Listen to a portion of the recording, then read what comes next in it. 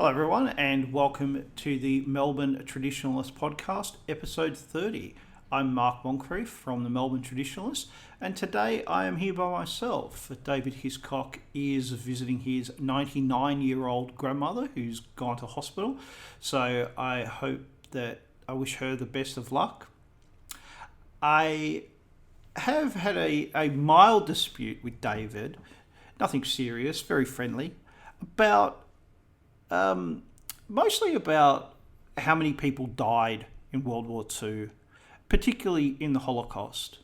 So I'm going to look at casualty figures from a number of wars and hopefully dig a bit deeper and see what we come up with. Now, when I was growing up, the amount of Americans who died during the Vietnam War was 56,000.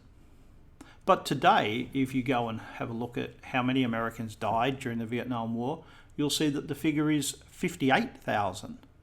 So how do you get 2,000 different decades after the war? Well, the answer is missing in action.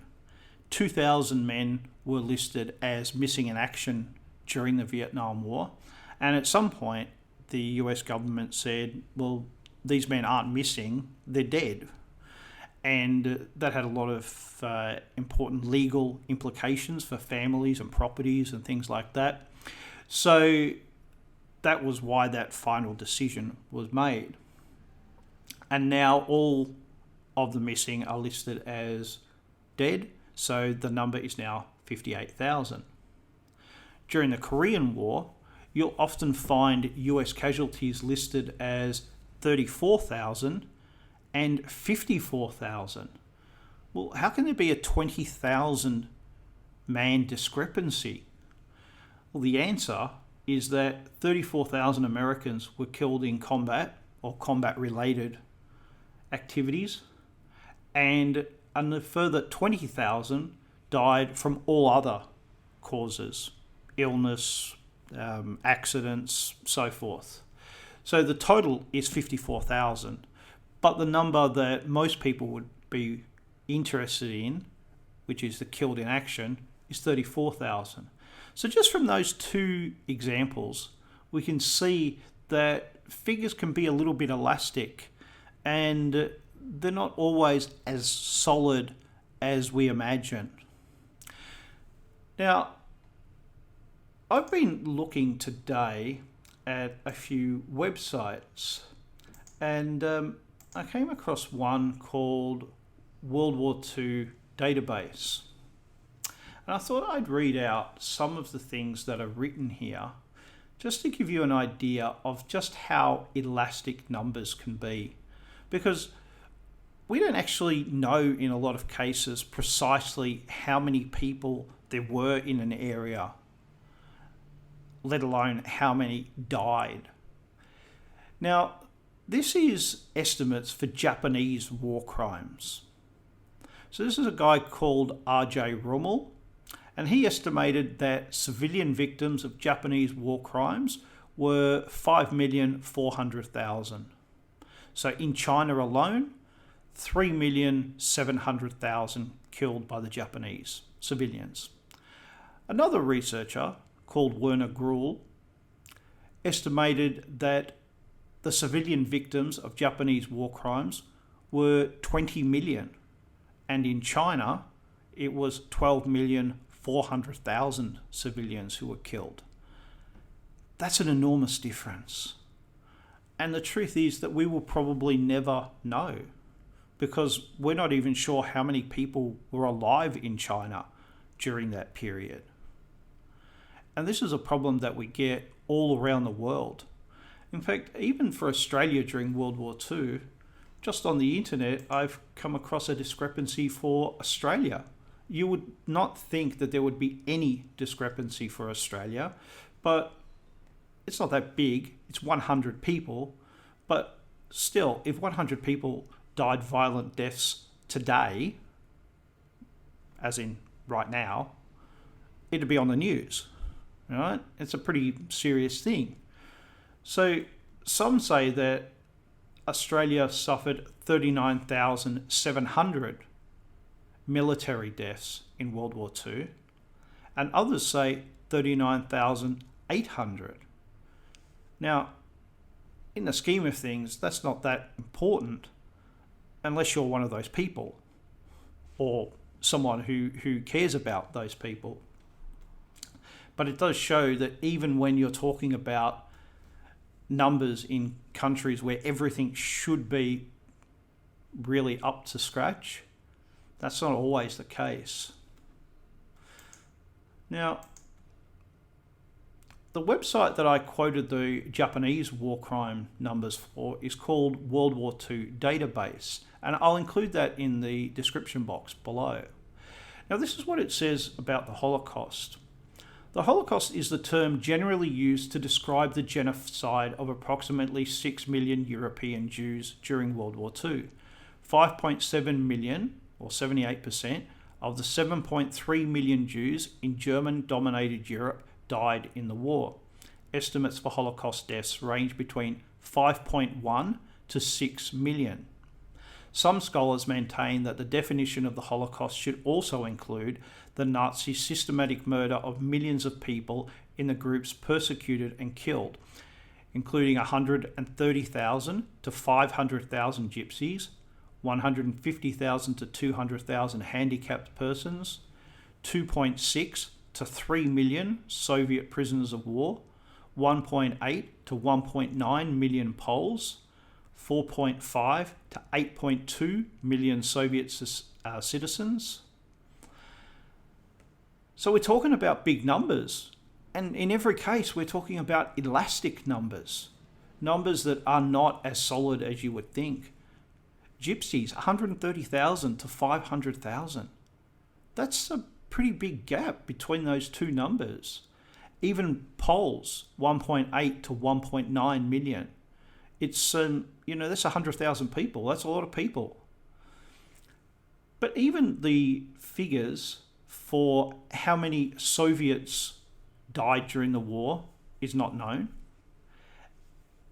Even how many how many German and Italian, Hungarian Axis prisoners died in Soviet captivity is not known. So the Soviets say, or the Russians now, say 580,589 died in Soviet captivity. But some Western scholars say that that number is between 1.7 million and 2.3 million. Well, they're pretty big too. So when people talk about the Holocaust and they say, it's not 6 million, that's just it's some magical number. What we have to remember is that we don't always know how many people there were to start with in a lot of these places, particularly places like Asia, Eastern Europe. And a lot of the records were poorly maintained. A lot of them were destroyed during the war, since the war, moved, and nobody has really found them or looked into them. So when the Nazi war criminals were tried at Nuremberg, the Allied prosecutors said that 5,900,000 Jews had been murdered. And the newspapers rounded that up to 6 million, as you would expect. So that's the figure that most people talk about.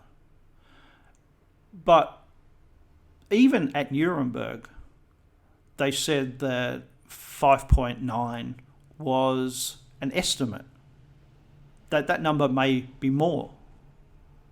It may be less. In fact, even then, they said it might be 1 million more or less, because that was how chaotic Europe was at the end of the Second World War. Now, I hope that that's given people some thought about this topic, because it's something that comes up a lot. And I think that we sometimes get carried away in saying, you said 600 and it was only 599, and try to play these silly word games instead of actually looking at the real subject that's taking place in front of us. Now, I want to talk about a totally different subject, something that I've done quite a bit of research, and it's about the Viet Cong.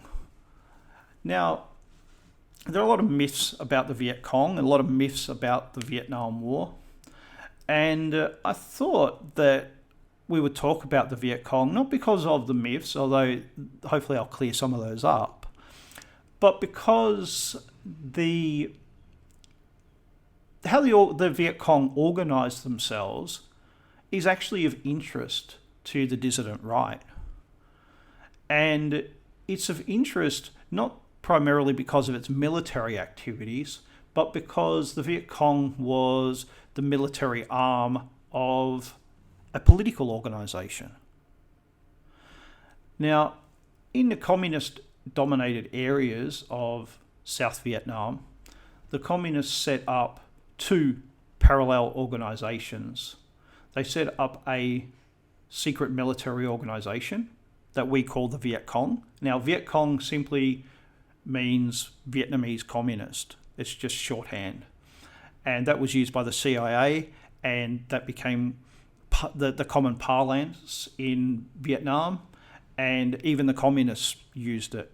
And the same in Cambodia with the Pathet Lao. That's in Laos. The Khmer Rouge. The Khmer Rouge basically just means red communist. I'm getting very confused here. Red Khmer. So communist Khmer, which is another way of saying Cambodian.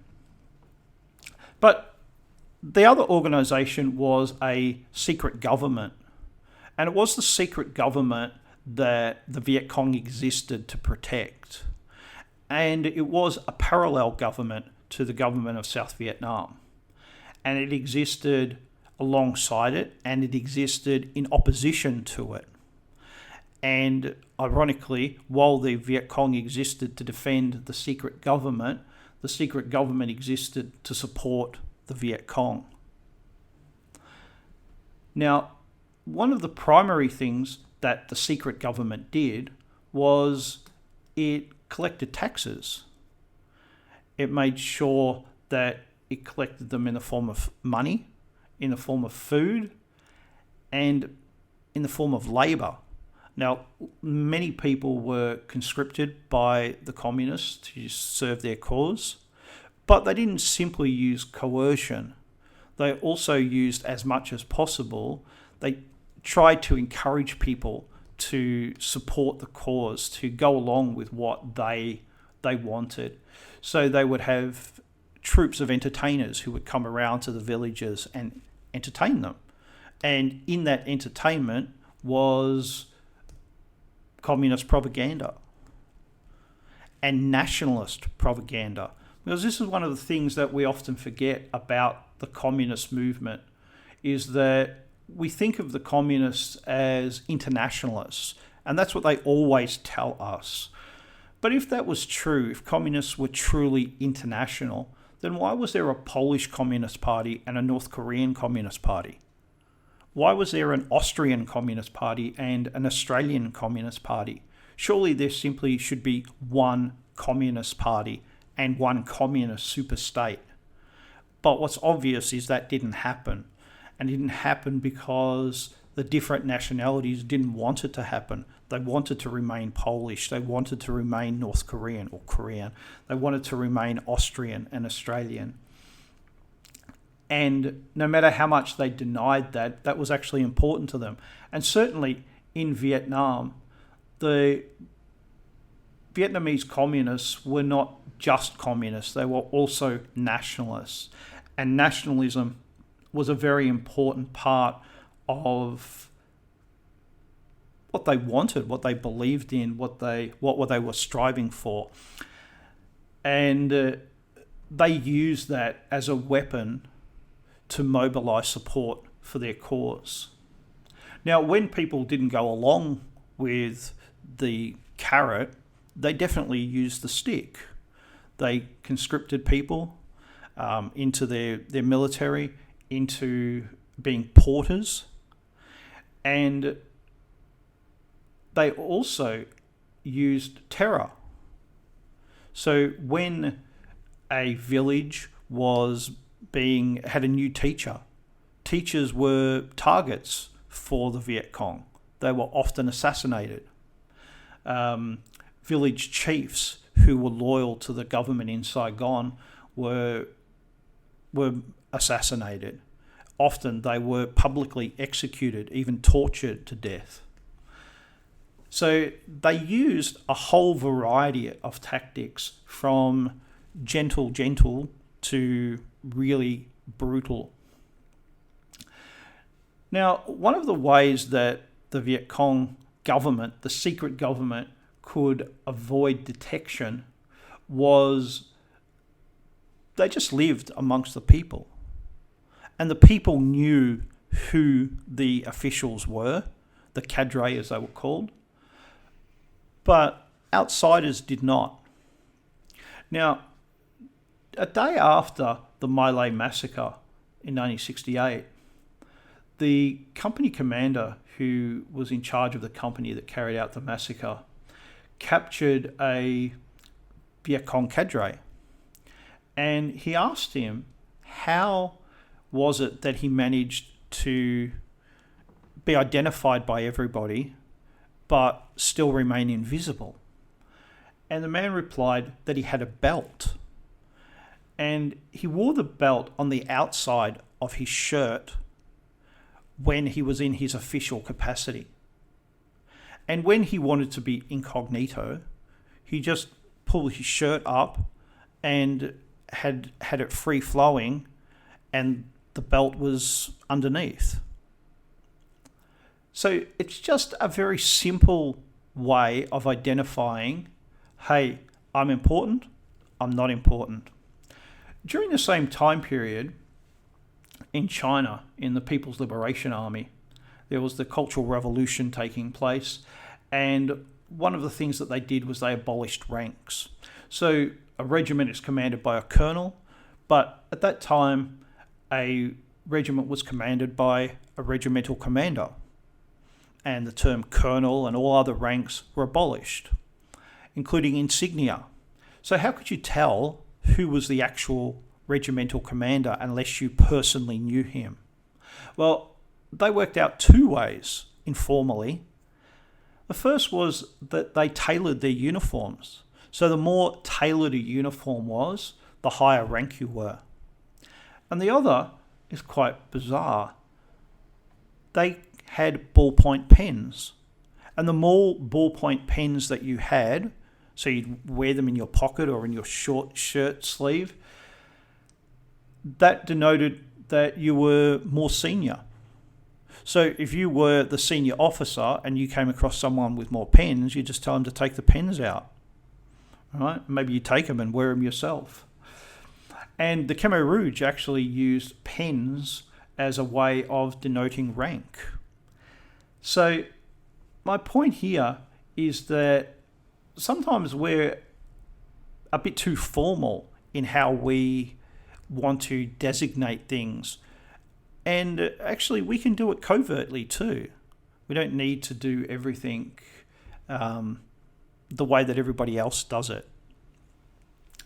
Now, during the Vietnam War, the communists maintained the initiative throughout the entire war.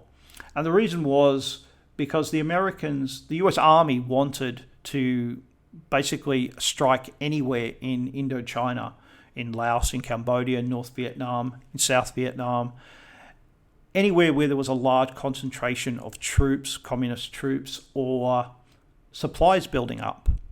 They'd wait for them to build up and then they'd attack them. But the US President Johnson, he said no. And the reason he said no is because we don't want to provoke a war with China. And China had warned America that if they invaded North Vietnam, then China would intervene, just like they had in Korea. And the Americans had said, hey, we've done that once, let's not do that again. But what that meant was that US forces could only operate, I'm talking about infantry battalions, could only operate within South Vietnam.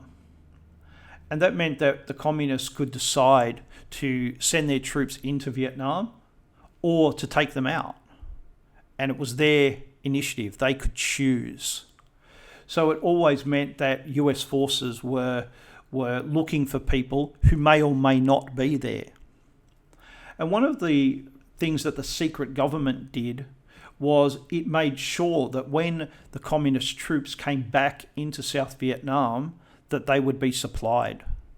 So what they did was they gathered the taxes, they gathered the food, they gathered the labour, and they organised for it to be moved. If some other area needed money, then they organised for that money to be sent. If they were going to organise an offensive, then they made sure that the food was available for the troops coming in and for the troops going out. They made sure that there were porters there, that there were men and women who would physically carry the equipment, carry the heavy weapons, carry the supplies, carry the food, carry the wounded. And their job was to organise all of that, to make sure that those people that the troops were always supported.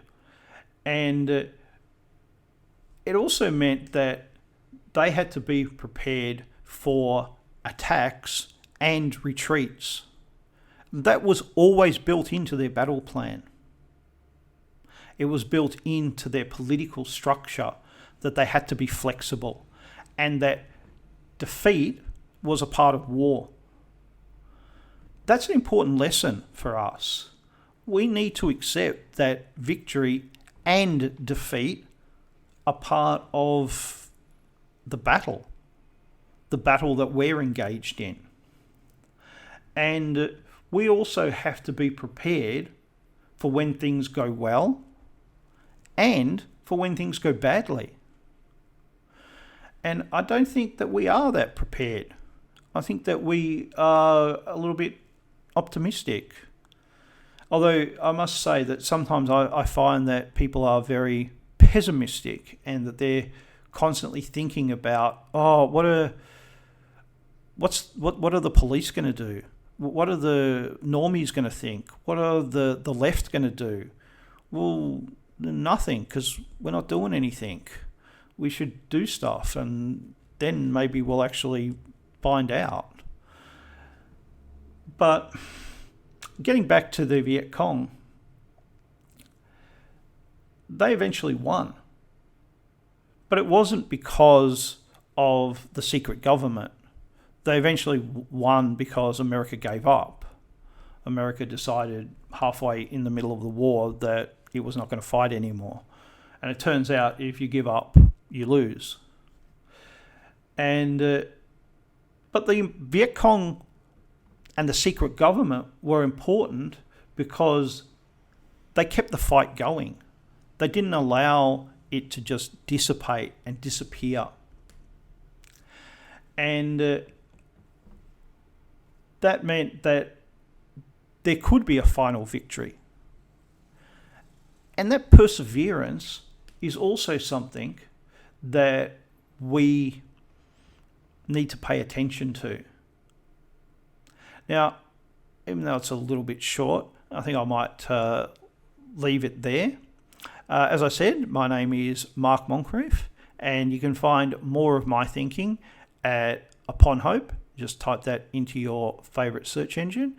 And if you'd like to support my work, I will have my link to the subscribe star down below.